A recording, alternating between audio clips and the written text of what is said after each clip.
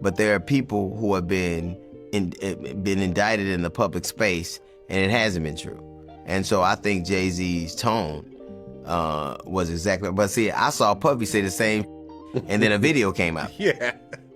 Yeah. While the public spent the final months of 2025 watching Sean Diddy Combs begin his 50-month sentence at a low-security federal prison in New Jersey, a different federal case was already complete.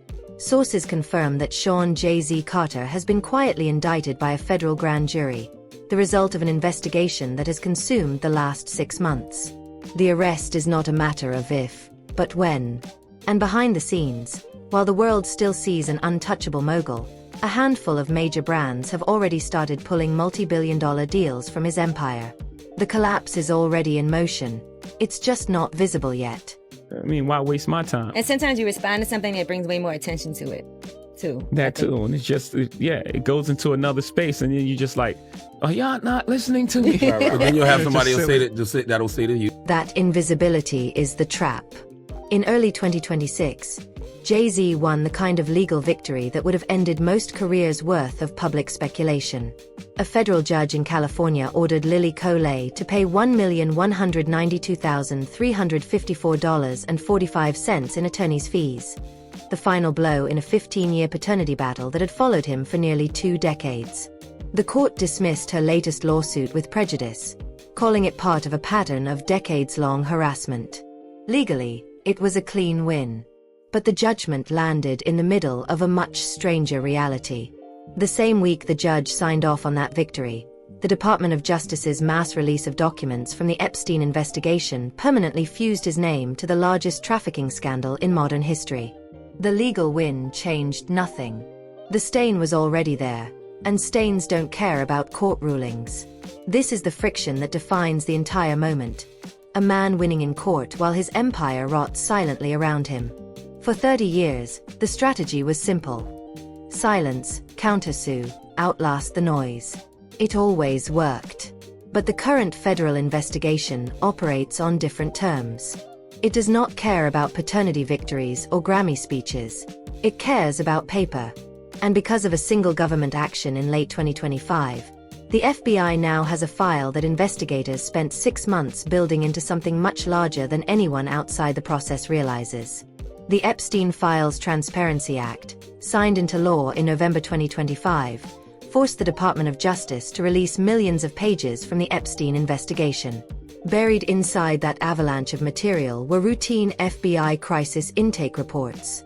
One of them contained a tip from an anonymous victim who claimed she had been dosed and abused over several years. The report stated that she once woke up in a room with Harvey Weinstein and Jay-Z after being medicated. The Department of Justice explicitly warned that tips submitted by the public could be fake or falsely submitted. That warning was legally necessary, but practically meaningless once the material entered the public domain. The FBI is required to investigate every tip it receives. So the process began, and once it started, it did not stop. We haven't seen the indictments yet. There's been some time lag. I suppose it will take some time to go through all the forensic, evidence. The Diddy conviction in July 2025 provided the template. A federal jury found Sean Diddy Combs guilty of 2 counts of transportation to engage in paid companionship. While he was acquitted of more serious charges, the message was unmistakable. The federal government can, and will, take down a music mogul. The same prosecutors who secured that conviction had access to the same evidence that had surfaced in the trials.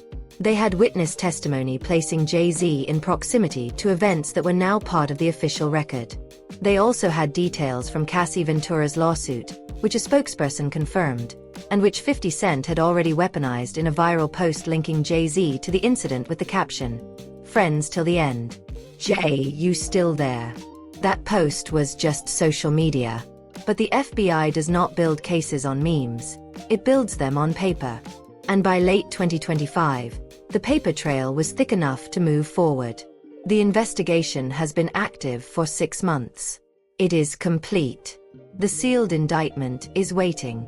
While the public has been watching Diddy's prison situation unfold, including reports of him being caught with a homemade substance made from Fanta, sugar, and apples at FCI Fort Dix, the real action has been happening in a federal courthouse, far from the cameras. The only unknown now is the timing of the arrest. But the commercial world is not waiting for handcuffs. Industry sources confirm that multiple brands have already severed ties or frozen deals with Jay-Z's ventures. They are moving silently, without press releases, because the moment the news breaks, the panic will accelerate. The empire is already rotting from the inside. The public just can't see it yet. I think that they don't want, if they was in any of those freak-off tapes, if they played a part in any of those Diddy sessions, they don't want it to get out to the general public to make. What makes this moment unstable is the convergence of pressures coming from completely different directions. There is the federal investigation, grounded in the Epstein file dump and the Diddy testimony. There is the commercial collapse, largely invisible, but accelerating. And then there is a stranger layer, the one that fills the information vacuum with material that is impossible to verify, yet impossible to ignore. In early 2026, 50 Cent posted a meme pairing Jay-Z's face with the Predator character, alongside a lyric from a 2006 song, Hovey Baby. Still not quite 21 era reference. The line passed without scrutiny when the song was released. Now, it is being circulated as pattern evidence, a piece of self-incrimination hiding in plain sight for nearly 2 decades. The post was classic 50 Cent provocation. But in the current climate, provocation lands differently. It lands like a signal that others have been waiting for. And the signal matters, because the silence on the other side is now total. Jay-Z has said nothing. No interviews, no statements, no countersuits for this new wave. That silence used to be a strategy. Now, it reads like a trap closing. Because while he remains publicly visible, appearing at events, seemingly untouched, the federal machinery is already in motion. The same system that took down Diddy has completed its work on the man who stood beside him for 30 years. And the proximity that once looked like friendship now looks like evidence. The question is no longer whether the indictment exists. The question is what prosecutors found when they began connecting the paper trail to the public record, and to the rumors that have followed him for years. On that, like, he was upset on that record. Somebody pissed him off that day. But it was just the conversations me and Jay have. He's so like intrigued by where my life is at, because it's almost like he's seeing it happen again for somebody else. So he was like, I'm just gonna tell you all I've learned, you know. And it was like a beautiful moment. I've really never heard Jay get that. The investigation is real. The indictment is sealed. The brands are moving. And yet, the public still sees only the surface. That surface is about to crack. When it does, it will not just be a legal story. It will be the unraveling of an entire era of hip-hop, a rewriting of the history the culture told about itself, and the exposure of a network that operated in plain sight while everyone assumed the visible surface was the whole picture. The only thing still unknown is what the FBI actually has. That is the question everything now depends on. Before the first federal subpoena was ever drafted, before the Epstein files became public, before anyone outside the industry knew the names of the accusers, there was a documentary. In December 2024, 50 Cent released a multi-part series that laid out decades of allegations against Diddy in a structure that felt more like a closing argument than a biography. Aubrey O'Day appeared in it, reading aloud from emails she had kept since 2008. In one, Diddy described exactly how refusal would be punished. She was fired from Donady Kane shortly after receiving those messages. At the time, the public saw a reality TV firing. The documentary reframed it as retaliation. And once that reframing existed on film, it became part of the permanent record. One could watch this and think that you really hate Sean Combs. Why would they be thinking that? Because of the things that you post on Instagram, Look at this. And let's stop for a second and do say that I hated him enough to hire his kids. And we've never done anything to each other. So it's just competitive energy and things that you say about other artists while you're... The permanent record is where federal investigations live. Prosecutors do not build cases on tweets or YouTube clips. but they do build them on sworn testimony, documents, and patterns that emerge when enough material is gathered in one place. Aubrey O'Day never filed a lawsuit. She never gave a formal statement to law enforcement. But she sat for hours of on-camera interviews under her own name, describing what she experienced and what she kept. That footage now exists. And in the world of federal evidence, existence alone is often enough to begin connecting dots that were never connected before. The dots keep multiplying. In 2023, Cassie Ventura filed a lawsuit that included a detail so specific it felt almost cinematic. She alleged that Diddy had blown up Kid Cudi's car in 2012 after learning they were involved. A spokesperson for Kid Cudi confirmed the incident. That confirmation transformed an allegation into a verified event. And that fact, combined with hotel surveillance footage that later surfaced, created something prosecutors could work with. The footage showed Diddy in a hallway, kicking and dragging Cassie Ventura as she tried to escape. There was no interpretation required. It was visual. It was direct. It was evidence. And it became one of the key reasons the federal case against him moved forward as quickly as it did. They saw evidence in the case. They immediately honed in on racketeering, and they started saying, why is this racketeering with one guy? And they're charging this one guy. They had a real problem with that. They did not have a problem with the Mann Act. They found him guilty in the Mann Act. And they hung 6 to 6 on... The same logic now begins to apply to Jay-Z, but the material is different. There is no hallway footage. No single visual moment that eliminates ambiguity. Instead, there is a collection of smaller pieces that, when combined, begin to resemble a pattern. There is the 2006 lyric, ignored for nearly 20 years, until 50 Cent brought it back into the spotlight. There is the Epstein file tip, unverified, but now part of the public record. There is the Kid Cudi car explosion, placing Jay-Z in proximity to Diddy during a period already marked by alleged violence. There is testimony from the Diddy trials, placing both men in the same spaces at the same times. None of these elements are conclusive on their own. But in federal investigations, pattern is the point. Nicki Minaj has been attempting to highlight that pattern for years. Her social media activity is not a legal document, but it is a form of record. She has repeatedly named Desiree Perez, alleging cooperation in a 1994 case that led to multiple convictions. She has claimed her home is monitored, her accounts accessed, and her career deliberately obstructed. She has even assigned a financial scale to the damage, somewhere between $100 million and $200 million, whether as a contractual estimate or a way to communicate the magnitude of the situation. Either way, it has been placed on the record. And in the current climate, the record is what accumulates.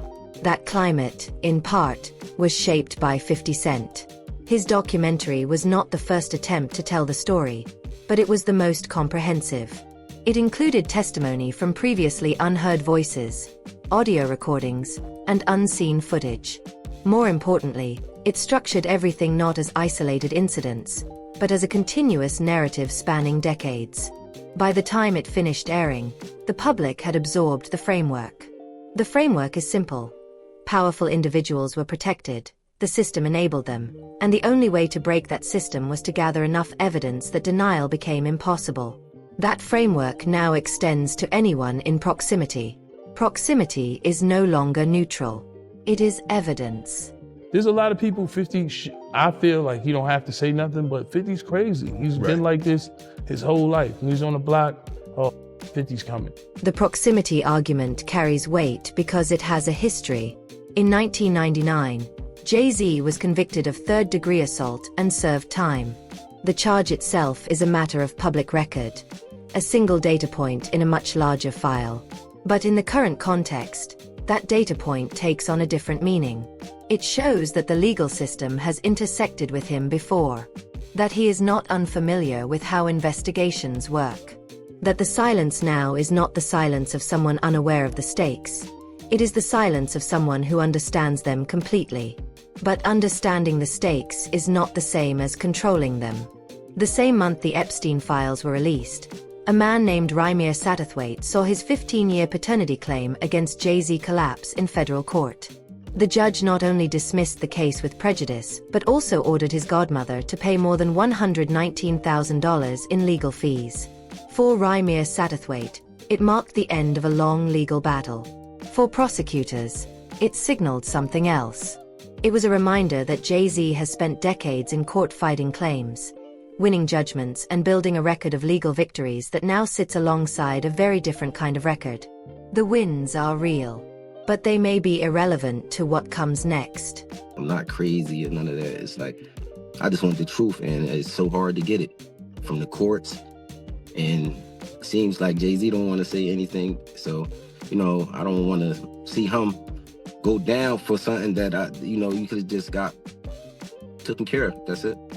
What comes next has less to do with courtrooms and more to do with what happens when the legal system and the public record finally align. In 2022, a woman identified as Jane Doe filed an affidavit in a civil case alleging that, in 2005, she witnessed Aubrey O'Day in a studio with Diddy and another man, in a state she described as incapacitated. Aubrey O'Day later read that affidavit aloud on camera, stating she had no memory of the event. She did not file charges. She did not seek damages. But her reading of that document, her voice on film, her visible reaction to what someone else claimed to have seen, became part of the same accumulating record. It is not evidence of a crime. It is evidence of a story that continues to grow. The story grows because the mechanisms that once contained it are failing. For decades, the music industry operated on a model of internal resolution. Disputes were handled privately. Contracts were designed to prevent disclosure. Non-disclosure agreements were standard. Those who spoke out often found themselves cut off, unable to work, unable to earn. That model worked, until it didn't. The Diddy case fractured it. The hotel footage made denial impossible. Witness testimony made silence look like complicity.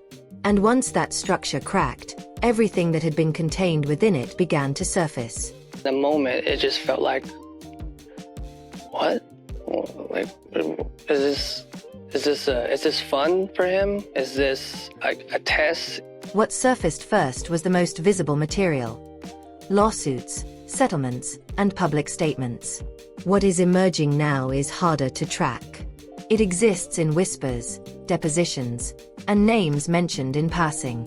In documents that were never meant to be seen, but were released through the Epstein files. It is the accumulation of small fragments that, together, form a picture no single piece could create on its own. That is where the case surrounding Jay-Z now exists. Not in a single document. Not in a single accusation. But in the convergence of multiple threads that all point back to the same place. The question is, how many more threads exist that have yet to surface? The person who may understand that best is Diddy. He is currently at FCI Fort Dix, serving a 50-month sentence, far shorter than the 11 years prosecutors originally sought. That gap is where cooperation often exists. Sources suggest he has been talking since his arrival, not publicly, not officially, but in the way defendants often do when they recognize the situation closing in. If he is providing information, and if that information includes names, dates, or locations that can be verified, then the implications shift immediately. It stops being about documents and anonymous tips. It becomes about testimony from someone who was there. And that kind of testimony, if it exists, would explain everything. Why the investigation moved quietly. Why the indictment remains sealed. Why brands began distancing themselves before any arrest was announced. Because cooperation changes everything. It turns association into liability. It turns silence into potential corroboration. It transforms decades of photos, events, business deals, and public appearances into a timeline that prosecutors can present step by step. As far as, is he going to turn people in? Is he going to cooperate? If the federal government wants him to cooperate, and they're going to cut his time, because right now he's looking at 15 to life. With all the charges he had to, he won't get out till 70 years old. He about 70, that's when they start talking about letting them. The convergence is what makes this moment feel like a countdown. A completed federal investigation. Waiting. A commercial collapse. Still invisible, but accelerating. A public record filled with testimony from Aubrey O'Day, allegations amplified by Nicki Minaj, and an archive of material compiled by 50 Cent spanning decades.